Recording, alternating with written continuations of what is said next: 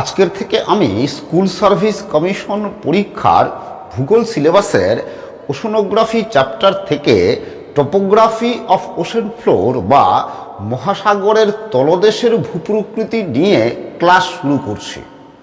এই টপিকটি শেষ করতে 2 থেকে 3টি ক্লাসের প্রয়োজন হবে, আর আজকের এই ক্লাসটি আবার প্রথম ক্লাস। চলো তাহলে শুরু করি। ঠিক আছে, দেখো আমরা সাগর মহাসাগরকে উপর থেকে সাগর মহাসাগরের জলকে উপর থেকে যতই সমতল দেখি না কেন, আমরা জানি মহাসাগরের তলদেশটা কিন্তু ওরকম সমতল নয়, কি তাই কি না? ওশেন ফ্লোরটা কিন্তু সমতল নয়। এই ওশেন ফ্লোর বা মহাসাগরের তলদেশেও কিন্তু আমাদের স্থলভাগের মতোই পাহাড়, পর্বত, শৈলশিরা, খাড়া ঢাল, মালভূমি, সমভূমি, খাত এগুলো আছে, তাই তো। তো এই মহাসাগরের তলদেশের ভূপ্রকৃতিকে প্রধান 5টি ভাগে ভাগ করা যায়। কি বলছি? মহাসাগরের তলদেশের ভূপ্রকৃতিকে প্রধান 5টি ভাগে ভাগ করা যায়। ঠিক আছে, তো এই 5টি ভাগ কি কি এবার আমরা দেখে নিই। চলো তোমরা বোর্ডে লক্ষ্য করো, দেখো এই যে প্রধান 5টি ভূমিরূপের মধ্যে প্রথমটি হচ্ছে দেখো মহীসোপান, তার পরের অংশ মহীঢাল, তাই তো। আর এই মহীসোপান আর মহীঢাল সম্পর্কে আগেই তোমরা ক্লাস করেছো, তাই তো। এরপরে দেখো মহীঢালের পরে আছে দেখো বাকি অংশটা গভীর সমুদ্রের সমভূমি। কি? গভীর সমুদ্রের সমভূমি, ওকে। আর এই গভীর সমুদ্রের সমভূমির মধ্যেই আছে দেখো যে গভীর সমুদ্র খাত আছে আর সামুদ্রিক শৈলশিরা আছে। তো এই হচ্ছে প্রধান 5টি ভূমিরূপ। কি? মহীসোপান, মহীঢাল, গভীর সমুদ্রের সমভূমি, সামুদ্রিক শৈলশিরা আর সমুদ্র খাত। তো এই প্রধান 5টি ভূমিরূপ ছাড়াও আরও কতগুলো অপ্রধান বা গৌণ ভূমিরূপ আছে। কি আছে দেখো, যে তোমরা জানো এখানে আছে কি, এখানে আছে মহীজাগান, তোমরা পড়েছো আগে, তাই তো। আর এই গভীর সমুদ্রের সমভূমির মধ্যেই আছে গায়ট আছে, ওকে, মালভূমি আছে, ওকে, তারপরে সামুদ্রিক গিরি আছে, এগুলো আছে। ঠিক আছে, তো আজকের ক্লাসে আমরা শুধুমাত্র সবকটা মহাসাগরের ভারত মহাসাগর, আটলান্টিক মহাসাগর, প্রশান্ত মহাসাগর, সবকটা মহাসাগরের এই সামুদ্রিক শৈলশিরাগুলি নিয়ে আলোচনা করব। তো প্রথমে আমরা দেখে নিই চলো যে এই সামুদ্রিক শৈলশিরা কি। তোমরা ছবি দেখেই বুঝতে পারছো, তাই তো। কি দেখো, যে গভীর সমুদ্রের সমভূমির মাঝে, তাই তো, যেসব উচ্চভূমি, পাহাড় পর্বত, ঠিক আছে, কি বলছি, যেসব উচ্চভূমি, পাহাড় পর্বত, শৈলশিরা কি বলছি সমুদ্রের জলের তলায় নিমজ্জিত অবস্থায় অবস্থান করছে, সমুদ্রের জলের তলায় নিমজ্জিত অবস্থায় আছে, সেই সব উচ্চভূমিগুলোকেই সামুদ্রিক শৈলশিরা বলা হয়। ঠিক আছে, তোমরা মনে রাখবে যে আটলান্টিক মহাসাগরের মাঝখানে এমন একটি শৈলশিরা আছে যার নাম মধ্য আটলান্টিক শৈলশিরা। আর এই মধ্য আটলান্টিক শৈলশিরাটি পৃথিবীর বৃহত্তম ও দীর্ঘতম সামুদ্রিক শৈলশিরা। ঠিক আছে, দেখো এই সামুদ্রিক শৈলশিরাগুলি দেখো যে সমুদ্রের তল থেকে এদের উচ্চতা 1000 থেকে 3000 মিটার পর্যন্ত হয়। আবার কোনো সময় এই যে সামুদ্রিক শৈলশিরাগুলির উচ্চতা আরও বেশি হয়, এবং কোনো সময় সেগুলি কী হয় বলতো, এরকম সমুদ্রের জলতলের উপরে জেগে উঠে দ্বীপ রূপে অবস্থান করে। ঠিক আছে, ঠিক এমনই হাওয়াই দ্বীপপুঞ্জ এরকম দ্বীপ। তার মানে কি বলতো, হাওয়াই দ্বীপপুঞ্জ কিন্তু কি বলতো, হাওয়াই দ্বীপপুঞ্জ আসলে কি বলতো নিমজ্জিত সামুদ্রিক আগ্নেয়গিরির সমুদ্রের জলতলের উপরে উত্থিত অংশ। এবার দেখে নিই চলো যে মধ্য সামুদ্রিক শৈলশিরাগুলি কিভাবে গঠিত হয়। ঠিক আছে, দেখো যে পাত সংস্থান তত্ত্ব অনুযায়ী 2টি মহাসাগরীয় পাতের প্রতি সারি পাত সীমান্তে মধ্য সামুদ্রিক শৈলশিরাগুলি গঠিত হয়। কিভাবে দেখো, মনে করো এই একটা মনে করো এই এ পাত, এই মনে করো বি পাত, দুটাই মনে করো মহাসাগরীয় পাত, এবং এই দুটা পাত পরস্পর থেকে পরস্পরের বিপরীত দিকে সরে যাচ্ছে। ঠিক আছে, তাহলে এই যে পাত সীমান্ত, এই পাত সীমান্তটা কি হবে, প্রতিসারি পাত সীমান্ত, তাই তো। আর পাতগুলি কার উপর ভাসছে আমরা জানি, কার উপরে, অ্যাস্থনোস্ফিয়ারের উপরে ভাসছে, তাই তো। তো এবার দুটা পাত পরস্পরের বিপরীত দিকে সরে গেলে এই মাঝখানে যে বিদার বা যে ফাটল তৈরি হবে, এই ফাটল দিয়ে কি হবে, অ্যাস্থনোস্ফিয়ারের ম্যাগমা কি হবে, বাইরে বেরিয়ে আসবে। এই তো বেরিয়ে এসে এই সমুদ্রের তলে এই ফাটল বরাবর জমা হয়ে এই মধ্য মহাসাগরীয় শৈলশিরাগুলি বা মধ্য সামুদ্রিক শৈলশিরাগুলি গঠিত হয়। কি বলছি, শুধুমাত্র মধ্য সামুদ্রিক শৈলশিরাগুলি এভাবে গঠিত হয়। ঠিক আছে, তো দেখো তাহলে যেহেতু দুটা পাত দুদিকে যাচ্ছে, তার মানে কি প্রতিসারী পাত সীমান্ত, এটা কিন্তু প্রশ্ন হতে পারে যে মধ্য সামুদ্রিক শৈলশিরাগুলি কোন পাত সীমান্তে গঠিত হয়, তাহলে উত্তর কি হবে, প্রতিসারী পাত সীমান্তে। ঠিক আছে, আর যেহেতু এই ম্যাগমা বেরিয়ে এসে বা ম্যাগমা অগ্নুদ্গমের ফলে এই মধ্য সামুদ্রিক শৈলশিরাগুলি গঠিত হচ্ছে, তার মানে এই শৈলশিরাগুলি কি আসলে কি আগ্নেয়গিরি, তাই তো। আর অগ্নুৎপাতের সময় কি ভূমিকম্প হয়, আর এই জন্য মধ্য সামুদ্রিক শৈলশিরাগুলি কিন্তু ভূমিকম্প প্রবণ। তোমরা মনে রাখবে আটলান্টিক মহাসাগর আর ভারত মহাসাগরে এই মধ্য সামুদ্রিক শৈলশিরা দেখা যায়। ঠিক আছে, আর এই মধ্য সামুদ্রিক শৈলশিরাগুলির এই শীর্ষদেশে বিশালাকার চ্যুতি, অবনত স্থান বা গ্রস্ত উপত্যকা দেখা যায়। আর একটি শৈলশিরা আরেকটি শৈলশিরা থেকে ট্রান্সফর্ম চ্যুতি, কি বলছি, ট্রান্সফর্ম চ্যুতি দ্বারা বিচ্যুত থাকে। ঠিক আছে, এইবার চলো আমরা দেখে নেই যে আটলান্টিক মহাসাগরে কি কি সামুদ্রিক শৈলশিরা আছে এবং এদের বৈশিষ্ট্যগুলি কি কি। তোমরা বোর্ডে লক্ষ্য করো, এই হচ্ছে দেখো আটলান্টিক মহাসাগর। ওকে, তো এই আটলান্টিক মহাসাগরের অবস্থান যদি দেখি তাহলে কি দেখো, পশ্চিমে কে আছে, উত্তর আমেরিকা, দক্ষিণ আমেরিকা, পূর্ব দিকে কি ইউরোপ, আফ্রিকা, এর মাঝখানে এই হচ্ছে আটলান্টিক মহাসাগর। তো এই আটলান্টিক মহাসাগরের যদি অক্ষাংশগত বিস্তার দেখি তাহলে কি দেখো যে আটলান্টিক মহাসাগর উত্তরে 70 ডিগ্রি উত্তর অক্ষরেখা পর্যন্ত বিস্তৃত, আর দক্ষিণে এই দক্ষিণ দিকে 66.5 ডিগ্রি দক্ষিণ অক্ষরেখা পর্যন্ত বিস্তৃত।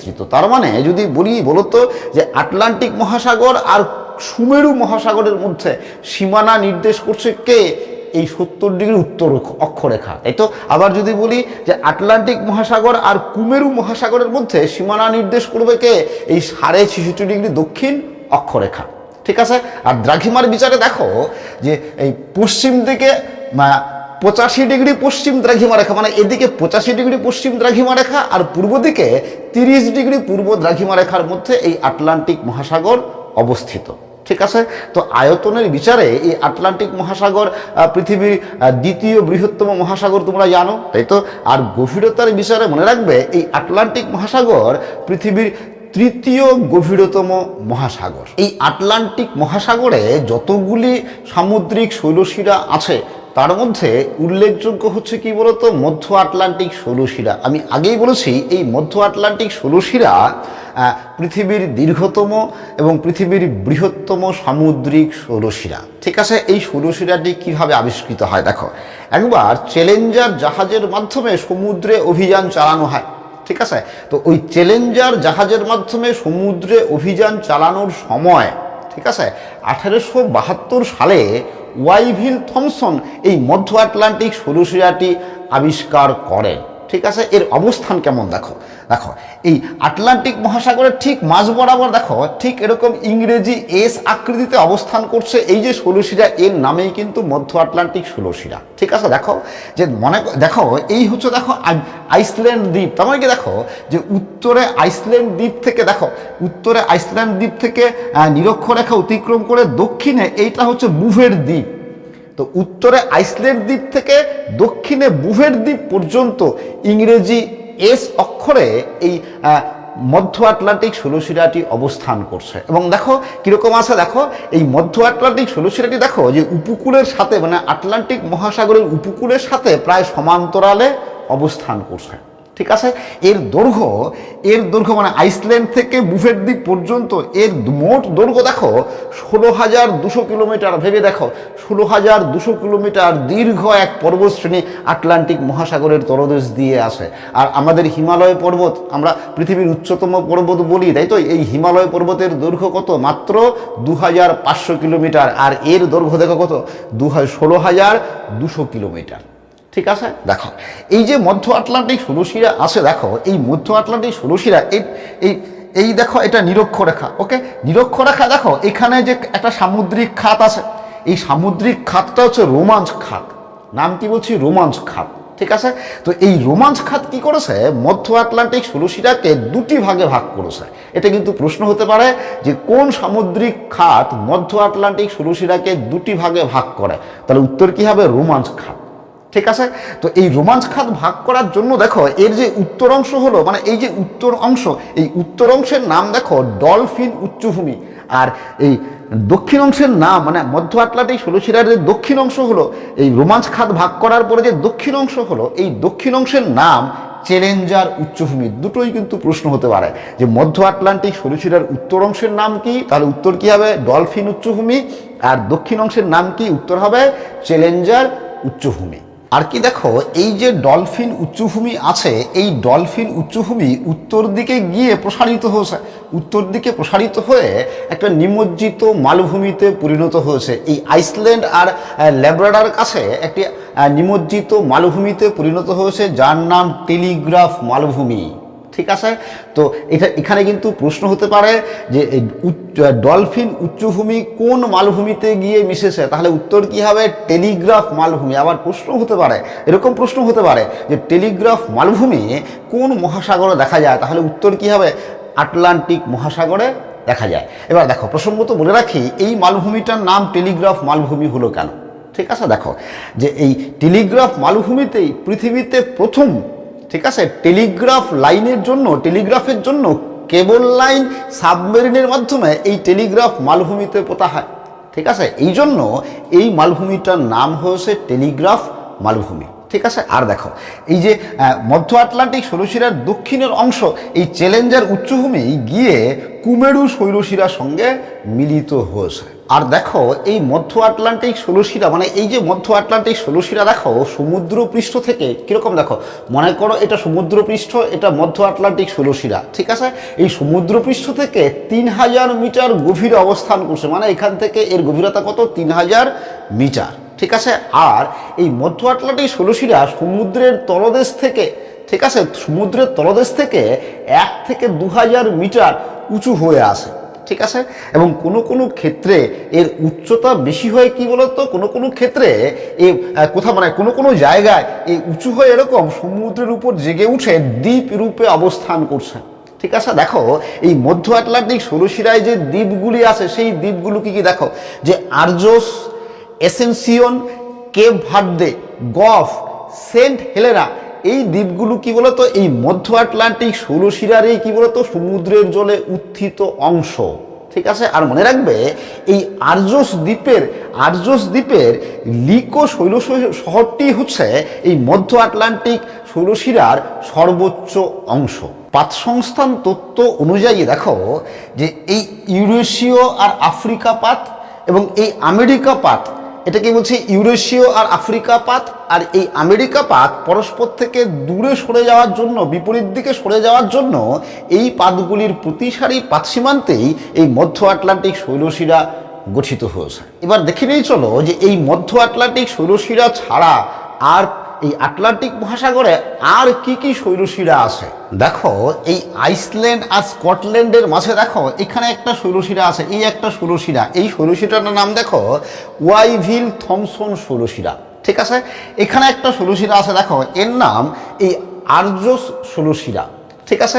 আবার কি দেখো এখানে আফ্রিকার পশ্চিমে এই একটা শৈলশিরা আছে, এই শৈলশিরার নাম দেখো ওয়ালভিস শৈলশিরা। ঠিক আছে। আর দেখো আর্জেন্টিনার পূর্বে এই একটা শৈলশিরা আছে, এর নাম স্কোরিয়া শৈলশিরা। তো এই শৈলশিরাগুলি ছাড়াও বেশ কয়েকটি উচ্চভূমিও আছে, যেমন দেখো এই আফ্রিকার নিরক্ষীয় অঞ্চলে এখানে যে উচ্চভূমি আছে তার নাম সিয়েরা লিওন উচ্চভূমি। ঠিক আছে। আবার দেখো নিউফাউন্ডল্যান্ড দ্বীপের কাছে যে উচ্চভূমি আছে তার নাম দেখো নিউফাউন্ডল্যান্ড উচ্চভূমি।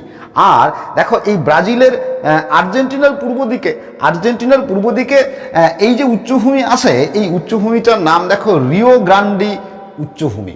তো এই হচ্ছে মোটামুটি আটলান্টিক মহাসাগরের তলদেশের শৈলশিরা ও উচ্চভূমি। তোমরা কিন্তু ছবিটা এঁকে নিয়ে ছবিটাই মুখস্থ রাখবে, তাহলে নামগুলি খুব সহজে মনে থাকবে। যে কোনো একটা নাম দিয়ে কিন্তু প্রশ্ন হতে পারে যে কোন মহাসাগরে দেখা যায়। ঠিক আছে। এবার আমরা দেখে নিই চলো যে প্রশান্ত মহাসাগরে কি কি শৈলশিরা আছে। বোর্ডে লক্ষ্য করো, এই হচ্ছে প্রশান্ত মহাসাগর। ঠিক আছে, প্রশান্ত মহাসাগরে শৈলশিরার সংখ্যা কম এবং প্রশান্ত মহাসাগরে মনে রাখবে কোনো মধ্য সামুদ্রিক শৈলশিরা নেই। ওকে, তো প্রশান্ত মহাসাগরে যেসব শৈলশিরা আসে সেগুলি কীরকম দেখো, এই একটা শৈলশিরা দেখো, এই শৈলশিরা হচ্ছে, এটার নাম হাওয়াই শৈলশিরা। এই হাওয়াই শৈলশিরাই হচ্ছে প্রশান্ত মহাসাগরের দীর্ঘতম শৈলশিরা, খুব ভালো করে মনে রাখবে।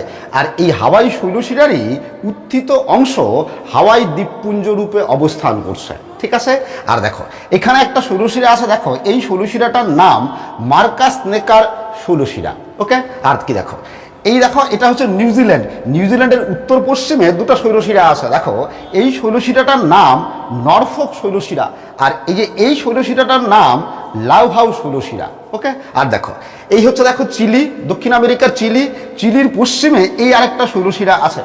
ঠিক আছে, এই শৈলশিরাটার নাম সান ফেলিক্স শৈলশিরা। ওকে, তো এই শৈলশিরাগুলো বাদেও প্রশান্ত মহাসাগরে বেশ কয়েকটি উচ্চভূমি ও মালভূমি আছে। ঠিক আছে, যেমন দেখো এই যে এই একটা মালভূমি, এর নাম আলবাট্রস মালভূমি। এটা কিন্তু খুব প্রশ্ন হয় যে আলবাট্রস মালভূমি কোন মহাসাগরে অবস্থিত, তাহলে উত্তর কি হবে, প্রশান্ত মহাসাগরে অবস্থিত। ঠিক আছে, আর দেখো এখানে একটা উচ্চভূমি আছে, এই যে উচ্চভূমি, এই উচ্চভূমিটার নাম চ্যাথাম উচ্চভূমি। কি বলছি, চ্যাথাম উচ্চভূমি। ওকে, তো তোমরা কিন্তু এই ছবি এঁকে এগুলোর নাম মনে রাখার চেষ্টা করবে, ছবিটা আঁকবে, তাহলে দেখবে নামটা অটোমেটিক মুখস্থ থাকবে। আর এখান থেকে কিন্তু নাম ধরে ধরে প্রশ্ন আসে যেটা কোন মহাসাগরে অবস্থিত। ওকে, তো এই প্রশান্ত মহাসাগরে এই শৈলশিরাগুলি বাদেও আরও কিছু শৈলশিরা আছে, যেমন দেখো যে কিউসু পালাউ শৈলশিরা, তারপরে আছে দেখো গালাপোগাস শৈলশিরা, তারপরে দেখো ক্যারোলিন সলোমন শৈলশিরা, তারপরে দেখো ককোস শৈলশিরা। এই শৈলশিরাগুলিও